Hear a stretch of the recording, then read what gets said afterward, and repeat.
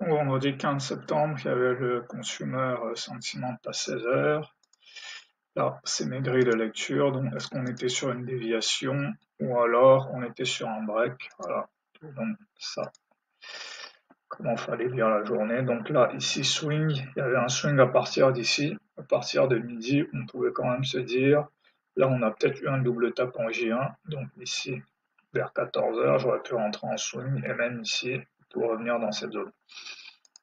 Donc là, ici, 15 heures, j'aurais pu acheter parce que là, le narratif de. En fait, voilà, c'est important, il faut choisir un narratif. En fait, j'avais deux narratifs, soit le break, soit la déviation.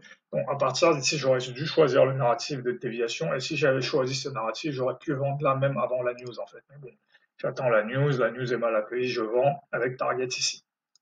Voilà, ici, point important aussi, je mets les RR ici pour bien montrer, parce que là, comme on a eu quand même depuis septembre un marché assez avec des volumes faibles, montrer que là, il y a toujours les RR de 1 qui sont possibles en fait. Si je rentre ici, il y a un RR de 2 ici, et voilà, BJP, 60% du temps, il y a des déviations. Donc là, je peux aller chercher le RR de 2.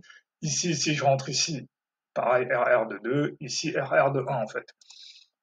Voilà, et je vois qu'ici, j'aurais juste eu à rentrer ici, 1, 2, 3, et là, ma journée aurait été réglée en fait.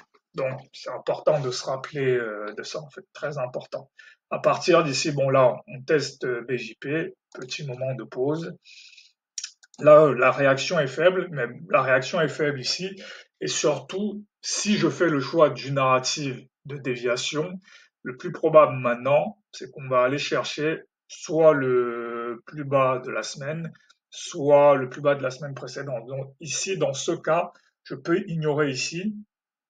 Voilà, et plutôt, soit je mets un ordre ici, soit je vends les clôtures. Ça aussi, c'est très important parce que là, il y a deux façons de faire en fait. Mais j'ai maintenant deux façons de faire. Soit je vends les clôtures, soit je mets des ordres dans les fair value gap. Et les deux ne sont pas, les deux sont complémentaires en fait. Je dois faire l'un et l'autre, pas être tétanisé pour l'un ou l'autre. Donc ici, voilà, là il y a ce petit retracement. J'aurais dû juste vendre ici. Voilà, j'aurais dû juste vendre dans cette zone-là. Et voilà, je peux voir ici, si j'avais vendu ici, RR de 2 ici. Donc voilà, pareil ici, je vends ici, et si un fair value gap se crée, je mets un ordre ici. Voilà, ici pareil, je peux vendre ici, mais bon là quand même, c'est un peu risqué de vendre parce que là on est quasiment arrivé sur les plus bas de la semaine. Donc voilà, ici, si j'ai vendu ici, j'ai vendu ici. Là maintenant, quand on revient ici, j'achète ici avec un ordre et avec le SL au-dessus du fair value gap. Donc voilà, je vois que même ici en achetant, en mettant mon SL au-dessus de la bougie, ça posait pas de problème. Après ici, j'ai quand même eu un retracement très fort. J'ai un second retracement, le plus probable dans ce contexte. En plus là, on a déjà testé le plus bas de la semaine. Le plus probable là maintenant, c'est qu'on rentre dans un micro rendu en fait. Donc voilà, les achats faciles, c'était ici, dans ce retracement, ensuite dans cette cassure et le retracement pour revenir chercher ces zones-là. Donc voilà.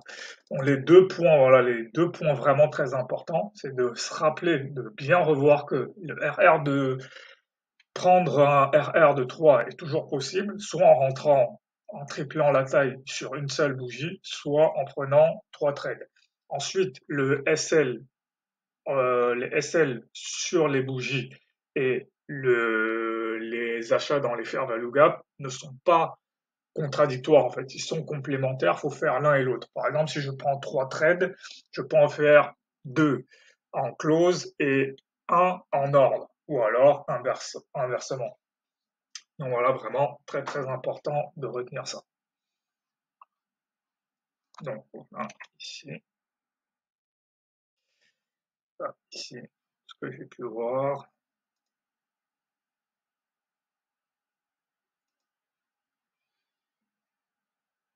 ici,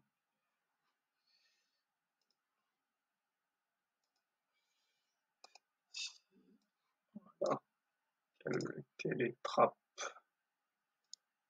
de la journée.